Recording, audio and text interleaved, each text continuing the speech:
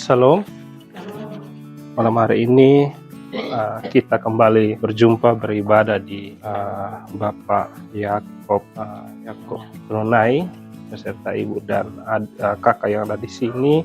Sudah lumayan lama Bapak juga di Kupang dalam proses pengobatan. Dan malam hari ini Tuhan memberi kita kesempatan untuk kita sama-sama beribadah.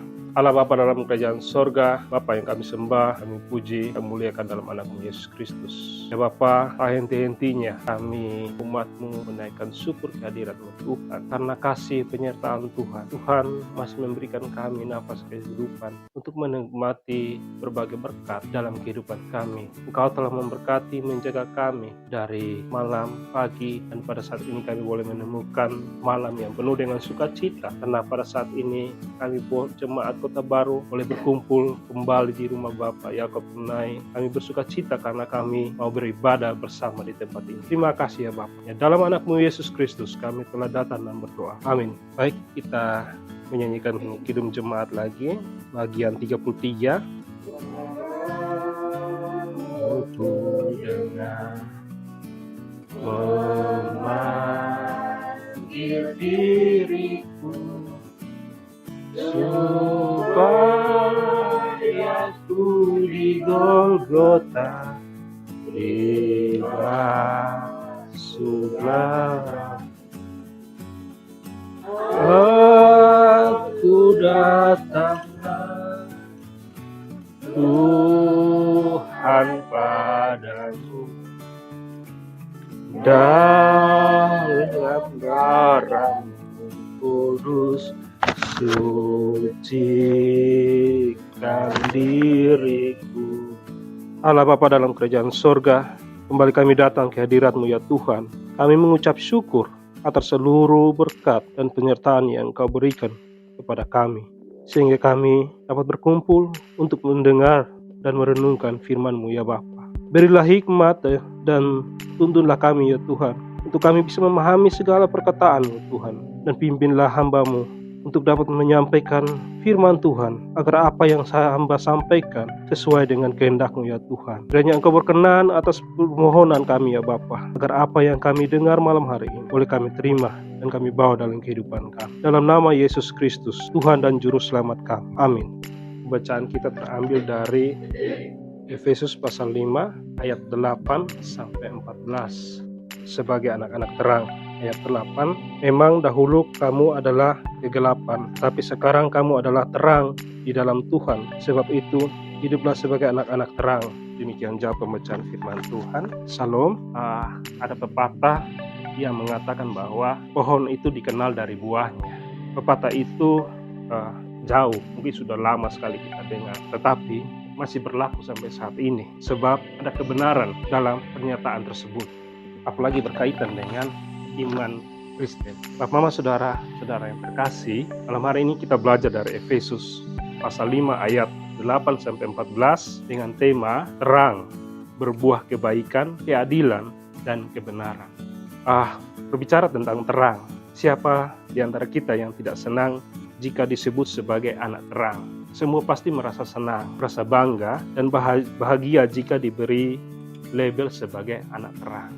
Kata anak terang ini tidak hanya dikatakan pada anak-anak, tapi kepada semua pengikut Kristus. Saudara-saudara yang saya kasihi, kita akan marah jika kita disebut sebagai anak-anak gelap, apalagi kita sebagai pengikut-pengikut Kristus. Karena gelap itu mengarah pada sesuatu yang sifatnya buruk, jelek, jahat, dan berdosa. Manusia pada umumnya ingin sekali mendapatkan pengakuan secara positif. Pertanyaannya adalah, apakah sebutan itu dinampakkan dalam sikap atau tidak? Perilaku atau pergaulan kita atau cara hidup kita ini sesuai dengan kata anak terang atau tidak? Atau bertolak belakang? Saudara-saudara yang terkasih, gereja adalah salah satu persekutuan orang-orang percaya yang punya masa lalu sangat kelam atau hidup dengan kegelapan. Atas inisiatif Allah, maka orang-orang yang hidup dalam gelap dipanggil untuk memasuki terang. Dan yang menyambut panggilan Allah itu diangkat sebagai anak-anak terang. Tetapi orang-orang yang sudah dipanggil keluar dari gelap tidak boleh menikmati terang itu sendiri. Tidak boleh sembunyi itu terang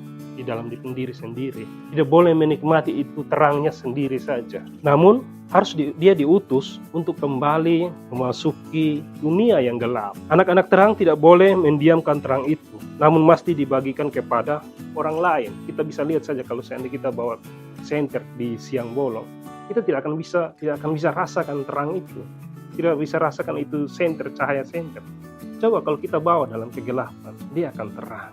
Berkaitan dengan firman kita pada malam hari ini kepada jemaat di Efesus, Rasul Paulus secara tidak langsung menegaskan hal ini ketika menulis, sebab itu hiduplah sebagai anak-anak terang, karena terang hanya berbuahkan kebaikan, keadilan, dan kebenaran. Nah, kalimat terang ini itu bisa berarti berbuah, ada menghasilkan, menunjuk pada sesuatu yang nampak kelihatan. Terang dapat berfungsi jika ada di dalam kegelapan. Saudara-saudara yang saya kasihi dari dalam Yesus Kristus, jika kita cermati, maka orang Kristen itu diberi cap atau label sebagai orang baik. Karena apa? Tuhan sudah mengajarkan kebaikan, Tuhan sudah mengajarkan kasih. Sehingga orang-orang kalau di luar Kristen, orang tahu bahwa kita ini orang-orang yang penuh dengan kasih. Labelnya langsung melekat kepada kita. Orang-orang yang jujur, adil, dan utamakan kebenaran. Itu orang Kristen. Kita bisa lihat di luar bahwa banyak sekali kesaksian yang membuktikan bahwa orang Kristen itu baik di lingkungan pekerjaan maupun di lingkungan tempat tinggal terdekat. Orang Kristen sering mendapatkan kepercayaan untuk mengembangkan tugas. Rasul Paulus sejak awal mengingatkan jemaat Efesus dan juga kita yang hidup dalam kegelapan, tapi kini telah menjadi anak-anak terang untuk memberi cahaya melalui kebaikan.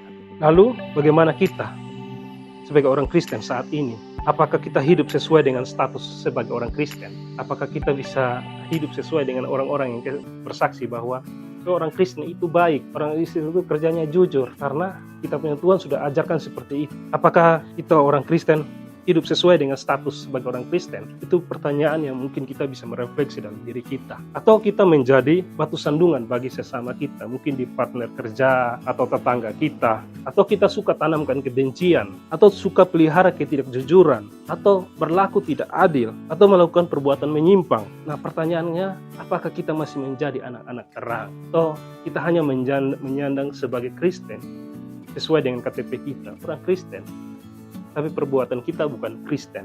Saudara-saudara yang terkasih, karena terang itu tidak pernah berbuahkan perilaku buruk. Paulus tahu kalau masih ada godaan untuk melakukan hal-hal yang bertolak belakang dengan maksud Allah memanggil kita dari gelap. Karena itu, Paulus dengan tegas memberi larangan agar jangan mengambil bagian dalam perbuatan-perbuatan kegelapan.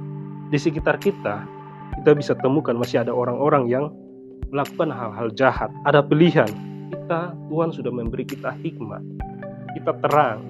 Kalau kita temukan orang-orang seperti itu, marilah kita saling menolong. Jangan membiarkan. Sebab fungsi dari terang adalah menyingkapkan sesuatu yang tersembunyi. Karena Tuhan sudah lebih dulu menolong kita, memberkati kita, sehingga kita juga harus menolong sesama kita. Walaupun ada penolakan, tetap kita harus menolong. Saudara-saudara yang terkasih, bacaan malam hari ini mengajak kita untuk berkaca. Sudahkah kita berbuahkan kebaikan, keadilan, dan kebenaran? Ataukah justru terang kita telah meredup? Mari kita cek keberadaan kita dimanapun kita berada.